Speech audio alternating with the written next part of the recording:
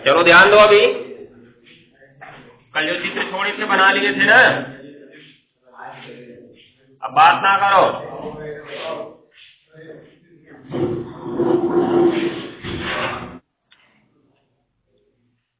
ध्यान दो, इधर हेडिंग है बर्कलैंड और आइडकीविल। इसका सिद्धांत हमने पढ़ लिया था। सिद्धांत में हमने देखा यहाँ पे प्रारंभ N2 और किससे होती है, O2 गैस से, जिसकी क्रिया से क्या बनता है, NO, और ये बहुत उच्च ताप पर बनता है, जो कि विद्युत आर्क स्थापित करने पर उत्पन्न होता है। इस आर्क का या आर्क भट्ठी का ताप लगभग 3000 डिग्री सेल्सियस होता है। ये आपस में क्रिया करके नाइट्रिक ऑक्साइड बनाते हैं। आगे की प्रक्रिया हमारी वही थी, कहाँ लेके जाते हैं इसको, ऑक्सीकारक टावर में, जहां पर ये किसमें बदल जाता है, NO2 में। फिर हमने इसको अवशोषक टावर में लिया था, जहां पर ये जल के साथ घुलकर क्या बना रही थी, HNO3। बाकी क्या बना रही थी उससे हमसे मतलब नहीं है। तो ये हमारा कॉन्सेप्ट था। वहां पे जो ओस्टवाल्ड विधि हमने पढ़ा, बस यही बदला था। अगर इस तरह से तुम इनको याद करते हो तो दोनों को याद करने में तुम्हें तनिक भी कठिनाई नहीं होगी। अगर अलग से रटते हो तो बहुत ज्यादा परेशानी होगी तुम्हें, क्योंकि दोनों बड़ा बड़ा लगने लगेगा। अगर तुम एक तरीके से मतलब इनको कॉन्सेप्ट वाइज रखते हो, जब मिला के रख ले इनको, तो कोई भी घाटा नहीं होने वाला है। बस अंतर क्या होगा, पहला पद बदलेगा। वहां पे जो हमने बोला कि NH3 और O2 के 1:9 में लेकर कहां पर प्रवाहित करते हैं, उत्प्रेरक कक्ष में प्रवाहित करते हैं, जहां पर 800 डिग्री सेल्सियस पर प्लेटिनम उत्प्रेरक रखा होता है। वहां पर ये NH3 और O2 आपस में क्रिया करके क्या बनाते हैं, नाइट्रिक ऑक्साइड बनाते हैं। ये वहां पे पहला पद था। यहाँ पे पहला पद क्या होगा कि N2 और O2 के गैसीय मिश्रण को आर्क भट्ठी में प्रवाहित करते हैं, जिसका ताप 3000 डिग्री सेल्सियस होता है। यहाँ पर N2 और O2 आपस में क्रिया करके क्या बनाते हैं, नाइट्रिक ऑक्साइड बनाते हैं। बस यही बदलेगा, तुम लोग, बस यही बदलेगा। बाकी के सारे दोनों कॉन्सेप्ट दोनों में एक ही रहेंगे। वहां हमने क्या बताया कि जब यहाँ पर अमोनिया और ऑक्सीजन की क्रिया से क्या बन गया, नाइट्रिक ऑक्साइड बन गया। उसके बाद हम उसे किससे ठंडा करके, संघनित्र के द्वारा ठंडा करके कहाँ ले जाते हैं, ऑक्सीकारक टावर में लेके जाते हैं। ऑक्सीकारक टावर में क्या होता है, NO ऑक्सीकृत होकर किसमें बदल जाती है, NO2 में। फिर इस NO2 को अवशोषक टावर में ले जाते हैं, जहां पर NO2 जल में घुलकर क्या बनाती है, HNO3 बनाती है।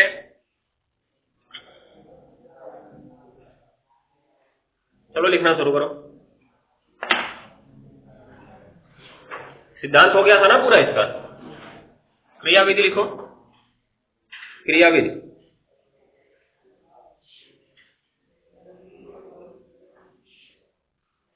लिखो, इस विधि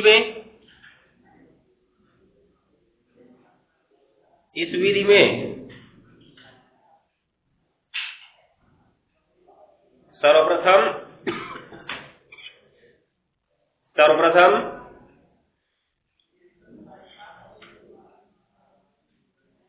हो गया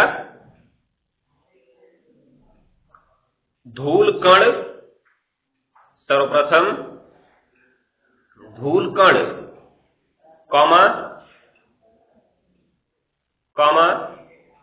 CO2 तथा अन्य अशुद्धियों, धूल कण CO2 तथा अन्य अशुद्धियों से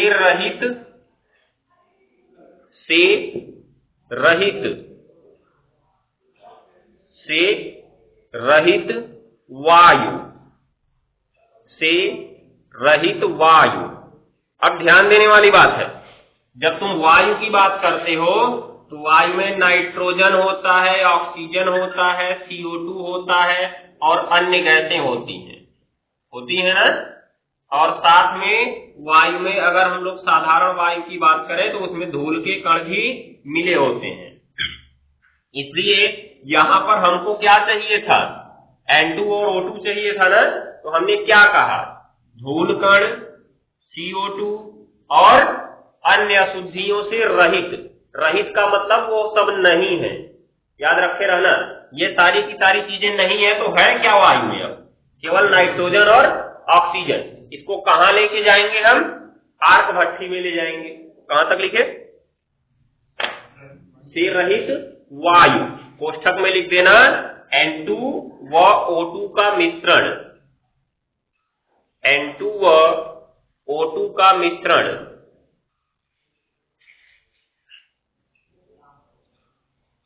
हो गया, को आर्क भट्ठी में ले जाते हैं, या विद्युत आर्क भट्ठी लिख सकते हो। विद्युत आर्क भट्ठी, आर्क भट्ठी भी बोल दिए तो उसका मतलब वही होता है। विद्युत आर्क भट्ठी में ले जाते हैं। हो गया, हो गया, जिसका तापमान लगभग 3000 डिग्री सेल्सियस होता है, जिसका तापमान लगभग 3000 डिग्री सेल्सियस होता है। विद्युत आर्क भट्ठी में ले जाते हैं जिसका तापमान लगभग 3000 डिग्री सेल्सियस होता है। हो गया ना? इस ताप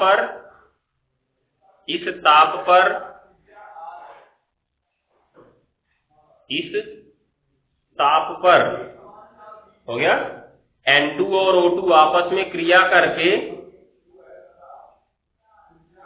N2 और O2 आपस में क्रिया करके आपस में NO बनाते हैं, आपस में NO बनाते हैं, NO बनाते हैं। हो गया, जिसकी मात्रा लगभग 1% होती है। अब सोच लो, बेचारा इतना मेहनत करके 3000 डिग्री सेल्सियस तक ताप भी ले गया, तब भी 1% बनता है।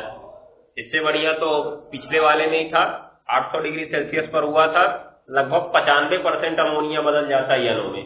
इसीलिए इसको उपयोग नहीं किया जाता है, तो पूछा भी नहीं जाता है, बस वही कभी कभी घुमाने के लिए पूछ लेता है। याद किया ना, कुछ खास नहीं है, बस पहला पद बदल रहा है, बाकी दोनों तो वही है। पहला पद ही तो बदल रहा है, बाकी दोनों पद वही है। वो भी वहां था, ये भी यहाँ था। ठीक है, कहां तक लिखे? आगे लिखो। अब आर्क भट्ठी से प्राप्त गैसीय मिश्रण को, आर्क भट्ठी से प्राप्त गैसीय मिश्रण को 150 डिग्री सेल्सियस तक ठंडा करके, 150 डिग्री सेल्सियस तक ठंडा करके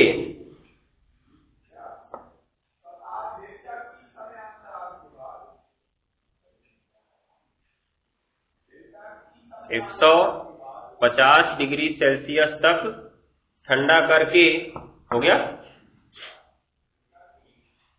ऑक्सीकारक स्तंभ में ले जाते हैं, ऑक्सीकारक स्तंभ में ले जाते हैं,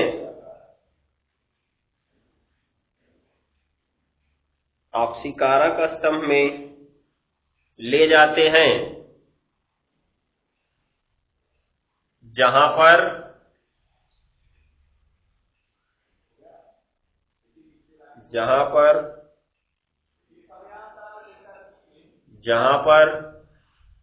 NO का ऑक्सीकरण NO2 में हो जाता है, NO का ऑक्सीकरण NO2 में हो जाता है, NO का ऑक्सीकरण NO2 में हो जाता है। हो गया ना? NO का ऑक्सीकरण NO2 में हो जाता है, जिसे अवशोषक टावर में ले जाने पर, जिसे अवशोषक टावर में ले जाने पर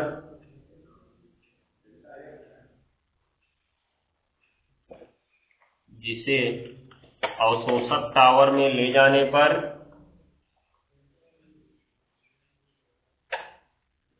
हो गया। वह ऊपर से टपकते जल में अवशोषित होकर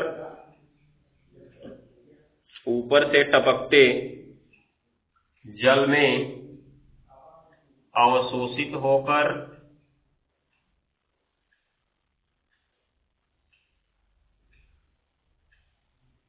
ऊपर से टपकते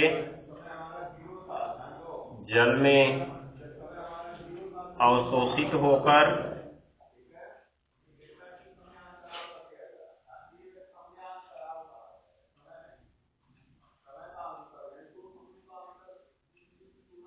हो गया। क्या लिखे? ऊपर से टपकते जल में अवशोषित होकर HNO3 बना लेता है। HNO3 बना लेता है।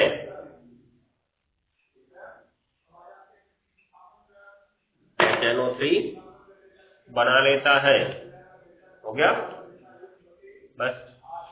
अब देखो हुआ क्या, ये आर्क भट्ठी है। आर्क भट्ठी हम बनाते कुछ इसी प्रकार से। यहाँ पे आर्क स्थापित किया जा रहा है, मतलब स्पार्क, जैसे हीटर होता है उसमें नाइक्रोम का तार लगा, तो उसमें भी इस प्रकार के कुछ तार लगाए होते हैं, जिससे इस भट्ठी का तापमान कितना होता है गर्म होने के बाद? लगभग 3000 डिग्री सेल्सियस। यहाँ पर कौन जा रहा है? N2 और O2। इनकी क्रिया से क्या बन चुका है? अब NO बन चुका है। अब क्योंकि NO बन तो गया है, अब NO बना 1% बना, मिश्रण में तीनों लोग हैं। कौन? N2O2 तो गया ही था, और साथ में और कौन है? NO भी बन चुका है 1%। हो गया। इसको 150 डिग्री सेल्सियस तक ठंडा करते हैं तो संघनित्र लगाना पड़ता है। ठीक है। अब क्योंकि तापमान 3000 डिग्री सेल्सियस था, इसलिए एक संघनित्र से काम नहीं चलता है। चित्र में 2 संघनित्र लगाया गया है, तुम चाहो तो लगाओ या ना लगाओ। यहाँ पे बॉयलर लगा दिया गया है।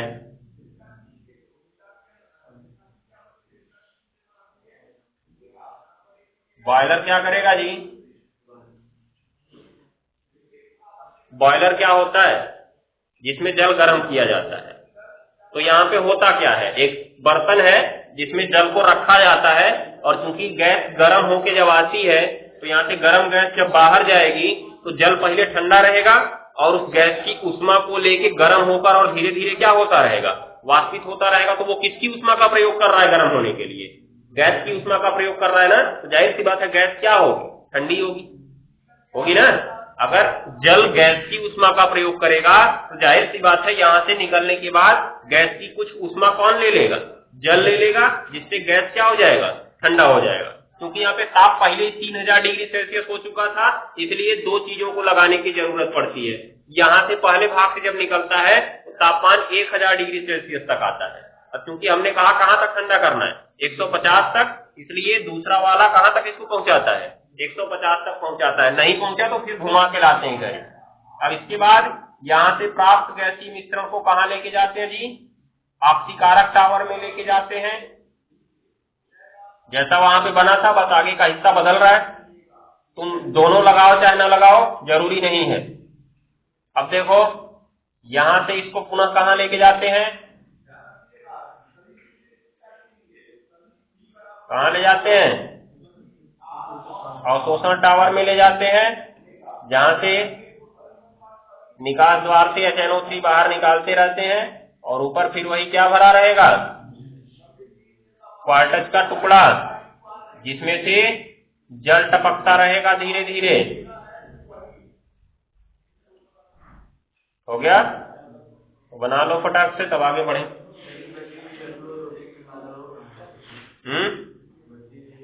बेकार हो जाती है। यहाँ पे कोई ऐसा भी नियम नहीं है पीछे लाए इसको।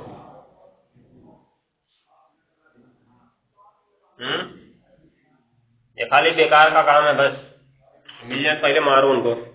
क्या जरूरत थी फंसाने की? बनाए 1% पढ़ाया किताब में इतना बड़ा।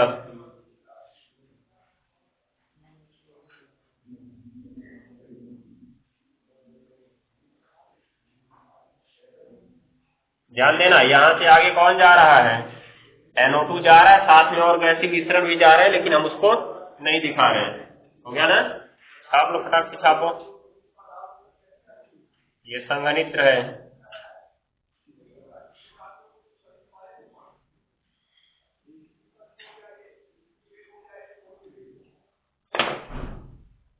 जल्दी जल्दी छापो, ज्यादा डिजाइन मत बनाना, बस हमारी तरह तिरछा उर्छा बना लो। 2 मिनट के अंदर 41 हो रहा, 42 पे बन जाना चाहिए।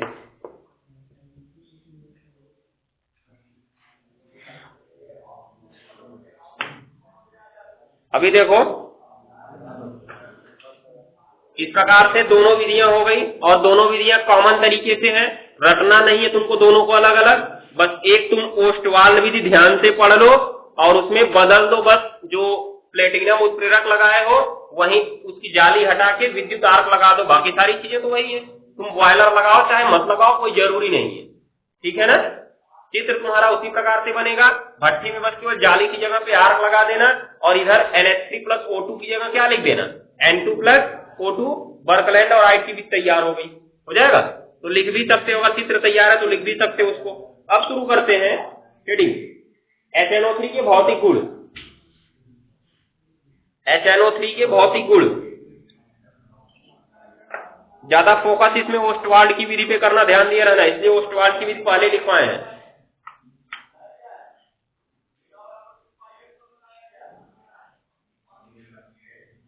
हो गया, क्या लिखे, HNO3 के भौतिक गुण। पहला नंबर,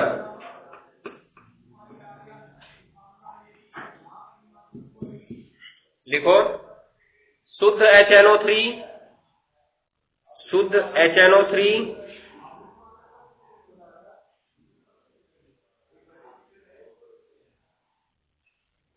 हो गया, रंगहीन, रंगहीन, जल में अत्यधिक विलेय द्रव है, जल में अत्यधिक विलेय द्रव है,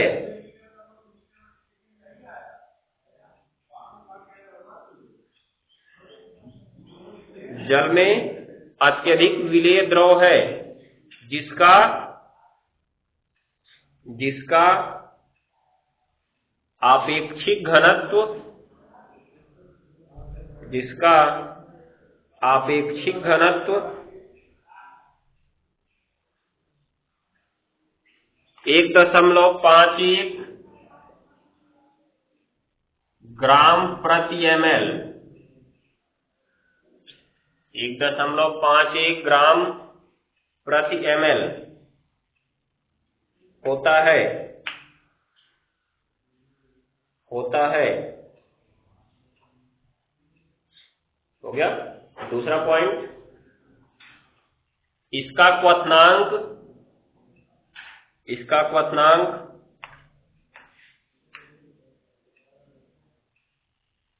हो गया,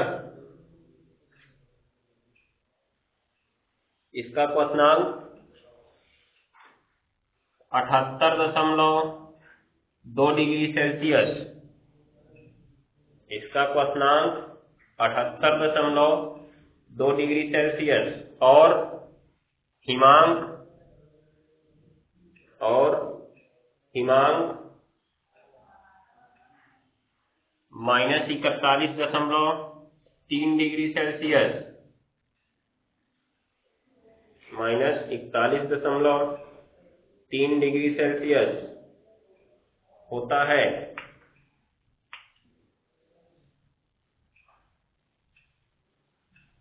होता है, हो गया। अगला पॉइंट, यह एक प्रबल अम्ल है, यह एक प्रबल अम्ल है,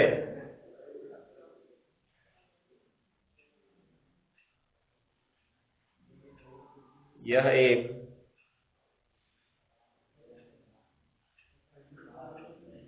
प्रबल अम्ल है, हो गया। जो त्वचा पर, जो त्वचा पर,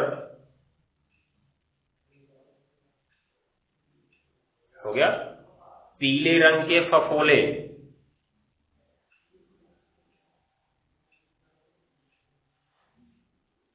जो त्वचा पर पीले रंग के फफोले डाल देता है, जाहिर सी बात है प्रबल अम्ल है तो त्वचा पर पड़ेगा, त्वचा जल जाएगी।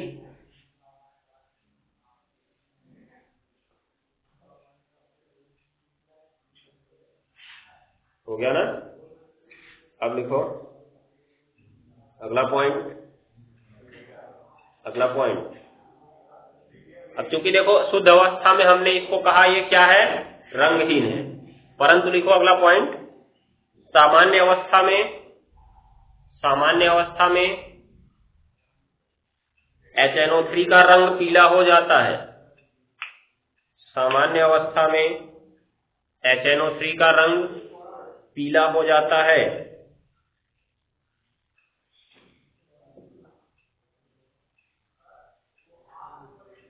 हो गया? क्योंकि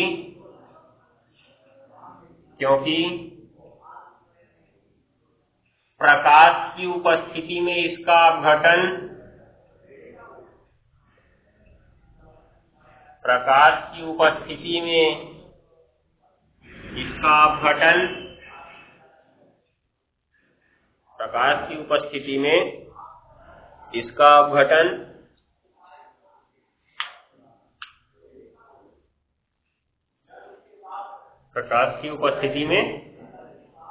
इसका अपघटन NO2 में हो जाता है। NO2 में हो जाता है, जो आगे काली पेन से लिख लेना, जो HNO3 में घुलकर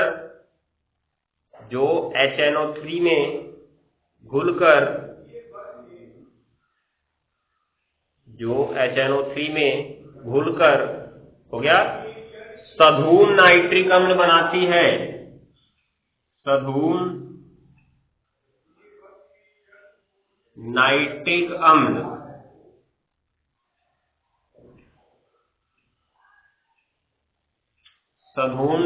अम्ल बनाती है, जिसका रंग पीला होता है। सधूम नाइट्रिक अम्ल बनाती है जिसका रंग पीला होता है। हो गया ना? तो यहाँ पे एक नया शब्द आ गया, सधूम नाइट्रिक अम्ल क्या है समझ चुके होगे अगर ध्यान से इस पॉइंट को पढ़ लो तो। अगर इस पॉइंट को ध्यान से पढ़ो तो समझ जाओगे कि सधूम नाइट्रिक अम्ल क्या है।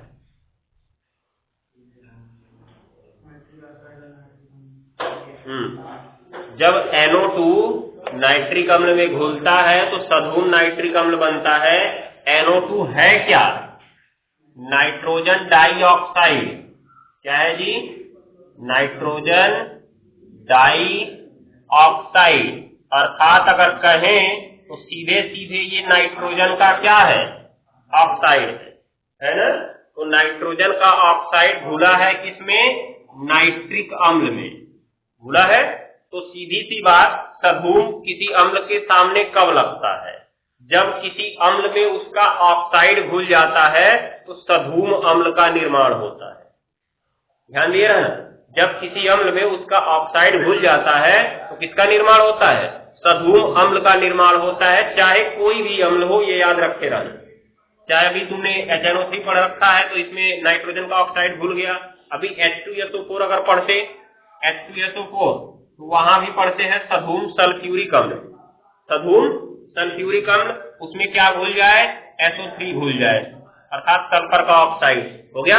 ऐसे ही फास्फोरिक अम्ल है H3PO4, इसमें फास्फोरस का ऑक्साइड क्या घुल जाए? P2O5 घुल जाए, तो ये सधूम फास्फोरिक अम्ल बन जाएगा और ये सधूम सल्फ्यूरिक अम्ल बन जाएगा। तो किसी भी अम्ल के नाम के सामने सधूम कब लगता है? जब उसका ऑक्साइड उसमें घुल जाए। तो वही चीज यहाँ पे होता है कि प्रकाश की उपस्थिति में जो HNO3 होता है किसमें बदल जाता है? NO2 में बदल जाता है, और NO2 बाहर ना निकल पाने के कारण किसमें घुल जाती है? HNO3 में ही घुल जाती है, जिसकी निर्माण किसका होता है? सधूम नाइट्रिक अम्ल का निर्माण होता है, और जो किस रंग का होता है? पीले रंग का होता है। इसलिए सामान्य अवस्था में हमें किस रंग का दिखेगा? पीले रंग का, क्योंकि साधारण रूप में रखेंगे तो प्रकाश ऊर्जा इसे अवश्य मिलेगी और अपघटित होता रहेगा ये धीरे धीरे, हो जाएगा ना। तो लिख सकते हो ये वाली अभिक्रिया।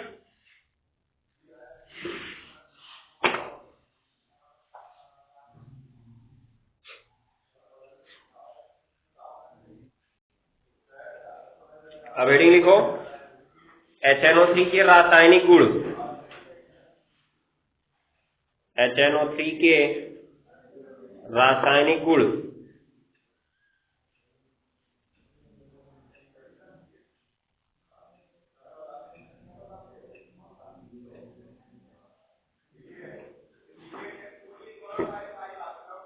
हो गया। पहला नंबर लिखो, तापीय अपघटन। तापीय अपघटन, ये देखना यहाँ पे जो HNu लिखा गया ना, HNu प्रकाश को दर्शाता है, क्योंकि ये फोटॉन की ऊर्जा है और प्रकाश किस रूप में चलता है? छोटे छोटे ऊर्जा पैकेटों के रूप में चलता है, जिसे क्वांटा अथवा क्या कहते हैं? फोटॉन कहते हैं। ये केमिस्ट्री में प्लांक के क्वांटम सिद्धांत में पढ़ चुके होंगे, ध्यान दिए रहना। तो जब भी हम प्रकाश को दर्शाना चाहते हैं तो उसके फोटॉन की ऊर्जा अर्थात HNu दर्शाते हैं हमेशा। HNu कहीं भी लिखा मिला तो समझ जाना प्रकाश है, ठीक है ना। आगे लिखो, है? क्या हुआ? संतुलित, संतुलित कर दे पहले, यहाँ पे ज्यादा करना पड़ेगा। अच्छा 4 कर दें, 4 के बाद इसको 4 कर दें और इसको क्या कर दें? हो गया, ठीक तो है, हो तो गया। 4 के 12, 4 गुना 8 2 10 2 12, 4 हाइड्रोजन भी है, 4 नाइट्रोजन भी है, ठीक है, नोट कर दो।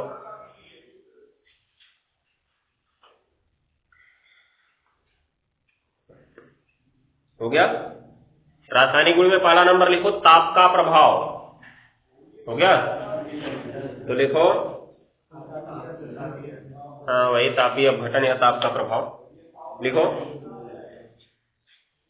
HNO3 साधारण ताप पर ही, HNO3 साधारण ताप पर ही अपघटित होकर, साधारण ताप पर ही अपघटित होकर N2O5, साधारण ताप पर ही अपघटित होकर N2O5 हो गया। N2O5 के धूम्र देता रहता है। धूम्र माने धुआं, धुआं ये नहीं तो वही जब आग जलाओगे तभी निकलता है।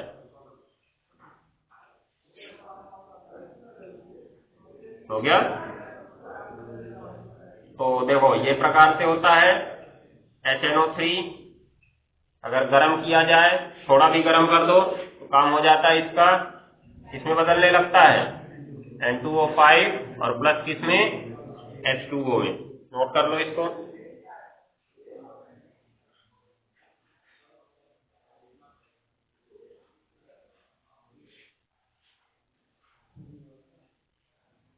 हो गया।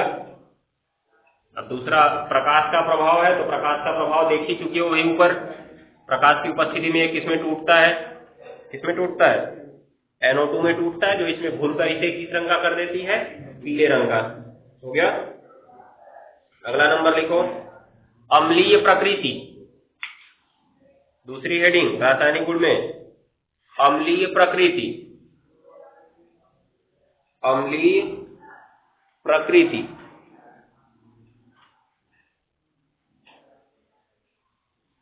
हो गया। लिखो, यह एक क्षारकीय प्रबल अम्ल है। यह एक क्षारकीय प्रबल अम्ल है।